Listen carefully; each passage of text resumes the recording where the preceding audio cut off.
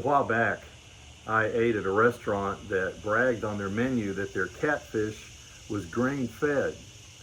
I asked the waitress what exactly that meant, and she smiled and said, "Well, our fish are not allowed to eat from the bottom of the pond." I ordered some of that fish, and it was fantastic. It was plump, it was flaky, it was flavorful. I loved it. And of course, along with the beans and the coleslaw and all the fixings, it made for a memorable meal.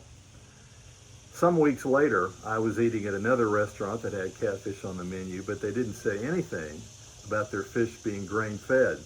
But I ordered it anyway.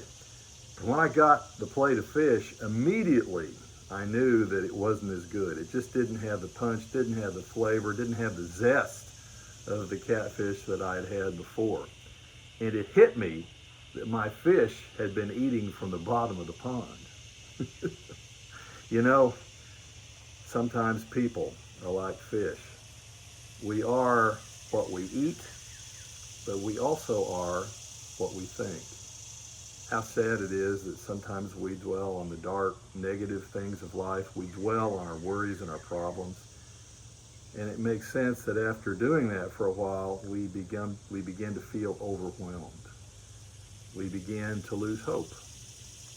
The Apostle Paul was in prison when he wrote to the Philippians, "Whatever is true, whatever is lovely, whatever is beautiful, think on these things. And the peace of God, which surpasses all understanding, will dwell in your hearts and in your minds in Christ Jesus." Paul learned while he was in prison the lesson of how important it was to think about the positive things, the beautiful things, and the true things, and that could carry him through a very difficult time. He learned the secret of not eating from the bottom of the pond, and that secret can help us in our troubled times as well.